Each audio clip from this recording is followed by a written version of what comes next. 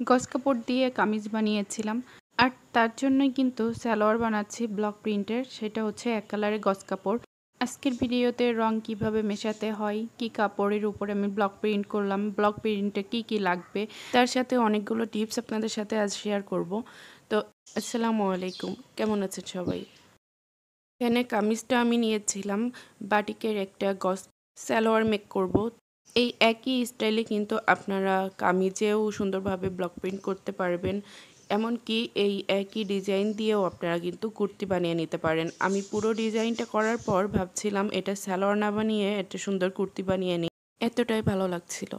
তো আপনাদের প্রথমেই তো দেখিয়ে দিলাম কি লাগবে। এখানে আমি একটা ট্রে নিয়েছি, কম্বল নিয়েছি, এনকে বাইন্ডার, হোয়াইট পেস্ট, কালার, তার সাথে 2টা ব্রাশ নিয়েছি। আর তার সাথে লাগবে ব্লক প্রিন্ট করার জন্য আপনাদের পছন্দ মতো ডাইস। আমি এখানে 2টা ডাইস নিয়ে নিয়েছি, যেহেতু আমি এটা সালোয়ার মেকিং করব। তো এখানে ছোট ছোট কিছু প্রিন্ট আমি রাখতে চেয়েছি, তার সাথে লম্বা একটা ডাইস নিয়েছি। ব্লক প্রিন্টের ক্ষেত্রে টেবিল সেটিং করাটা খুবই জরুরি। আমি এখানে একটা কাঁথা 4 ভাঁজ করে টেবিলের উপরে বিছিয়ে এরপর ব্লক প্রিন্ট করছি। আর আপনারা যেখানে ব্লক প্রিন্ট করবেন সেখানে কিন্তু সমান্তরাল জায়গা হতে হবে। আর তার সাথে আপনারা তার উপরে বিছনার চাদর কিংবা পুরাতন ওড়না বিছিয়ে এরপর ব্লক প্রিন্ট করা শুরু করবেন। তো আমি এখানে কিভাবে রংটা বানাচ্ছি সেটা আপনাদের একটু বলি।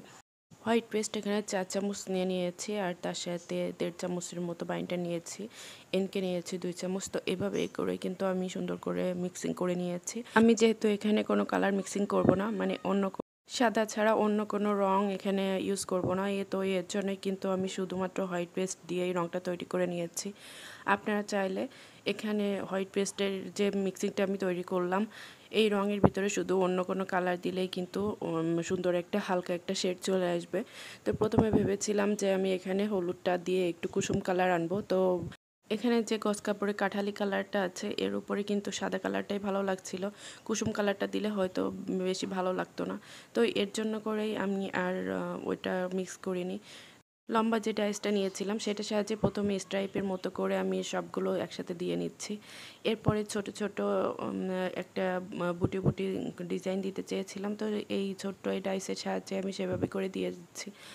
আর এটা যখন আমি পুরোটা শেষ করেছি তখন মনে হচ্ছিল যে আমি এটা প্লাজো বা সালোয়ার না বানিয়ে এটা যদি আমি কামিজ বা কুর্তি এই ধরনের কিছু বানাতে পারতাম তাহলে হয়তো ভালো লাগতো।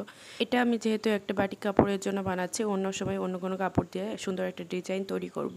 ডাইসে যতবারই আপনি রং নিয়ে এরপর আপনি বসাবেন, প্রিন্ট করবেন যতবার ততবারই কিন্তু ব্রাশ দিয়ে ব্রাশ করে নেবেন। তা না হলে কিন্তু আপনার রংটা ভালোভাবে কাপড়ে বসবে না। ডাইসের যদি রংটা ভালোভাবে না লাগে আপনার কাপড়ে কিভাবে বসবে? অনেক আপুরাই প্রশ্ন করেন যে আপু ডাইসে কেন রংটা ভালোভাবে লাগছে না, কাপড়ের রংটা কেন বসছে না। তো এইটাই হচ্ছে মেইন কারণ। তো ভিডিওর শুরুতে কিন্তু আপনাদেরকে আমি দেখিয়ে দিয়েছিলাম যে ডাইস 2টা আমি সুন্দর মতো ভিজিয়ে রেখেছি। আর এটা কিন্তু আমি 10 থেকে 15 মিনিটের মতো ভিজিয়ে রেখেছিলাম। ভিজিয়ে এরপর একটা শুকনো কাপড় দিয়ে সুন্দর মতো মুছে তারপরে আমি রং করা শুরু করেছি।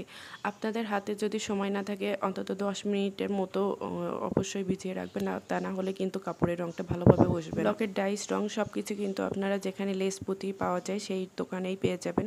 আপনারা যদি রেডিমেড রং দিয়েও কাজ করতে চান সেখানে পেয়ে যাবেন। রেডিমেড রঙে কিন্তু কোনো কেমিক্যাল ইউজ করা লাগে না, শুধুমাত্র এনেই আপনার ব্লকের ডাইস দিয়ে রংটা নিয়ে তারপরে কাপড়ে ছাপ দিলে হয়ে যাবে। তো যেহেতু আমি এটা প্লাজো বানাবো এর জন্য নিচের দিকে একটা প্যানেল দিচ্ছিলাম। তবু সব মিলিয়ে আমার এই কাপড়ের সাথে কেমন ম্যাচিং হয়েছে অবশ্যই কমেন্ট করে জানাবেন। ভিডিওটা ভালো লাগলে প্লিজ লাইক দিতে বলবেন না, সাবস্ক্রাইব করে রাখবেন নতুন ভিডিওর জন্য। আজ এ পর্যন্তই, আল্লাহ হাফিজ, আসসালামু আলাইকুম।